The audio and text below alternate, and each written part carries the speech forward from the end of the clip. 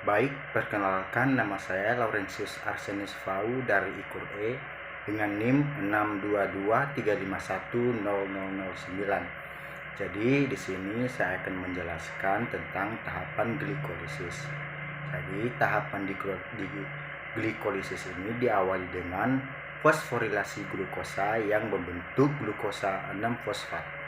Pada tahapan ini memerlukan 1 ATP. Kemudian tahap selanjutnya merupakan tahap glukosa 6-fosfat akan mengalami isomeri yang akan menjadi fruktosa 6-fosfat. Tahapan ketiga merupakan tahapan di mana fruktosa 6-fosfat diubah menjadi 6-fosfat. Pada tahapan ini membutuhkan energi 1 ATP. Selanjutnya 6 infosfat yang mempunyai 6 atom C dipecah menjadi gliserildehid. 3 fosfat yang memiliki 3 atom C serta diinduksi aseton fosfat tahap selanjutnya pada suatu molekul dehidroksi aseton fosfat yang membentuk selanjutnya akan diubah menjadi gliserid 3-fosfat.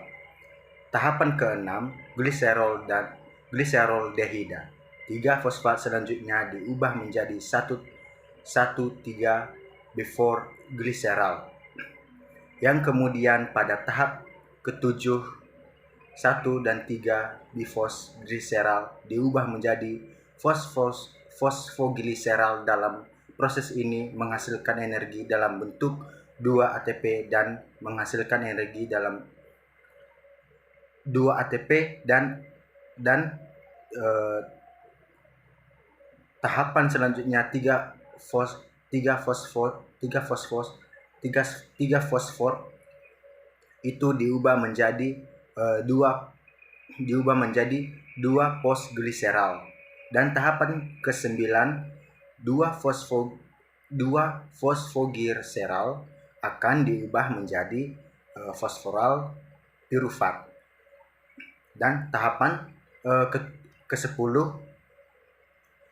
fosferal di pirufat akan diubah menjadi pirufat yang mana pada tahapan ini menghasilkan 2 ATP.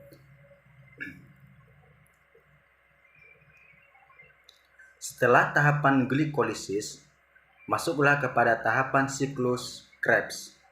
Tahapan siklus Krebs ini merupakan daur asam sitrat, di mana tahapan ini berlangsung di dalam matriks mitokondria. Pada tahapan ini, hasil dari siklus Krebs yang merupakan senyawa yang berfungsi sebagai kerangka karbon untuk sintesis senyawa lain yang merupakan 3 NADH,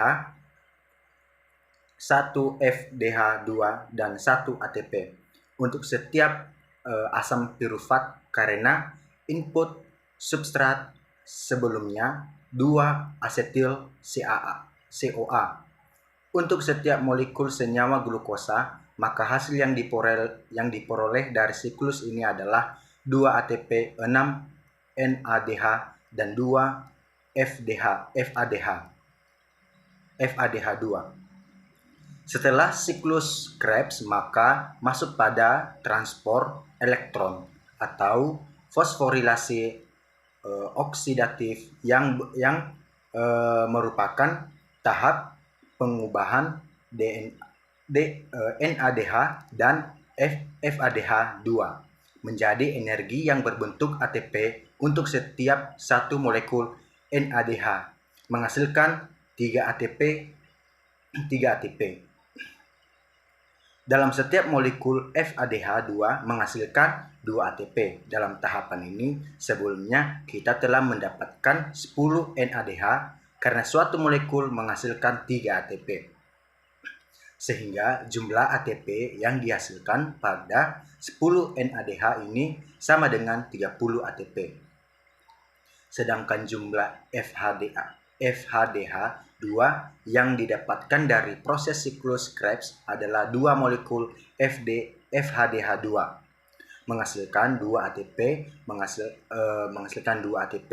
Jadi jika menambah 4 ATP yang tidak dapat dari glikolisis, ada siklus Krebs total ATP yang didapatkan sama dengan 38 ATP. Nah, jadi sekian dari penjelasan dari tahapan glikolisis.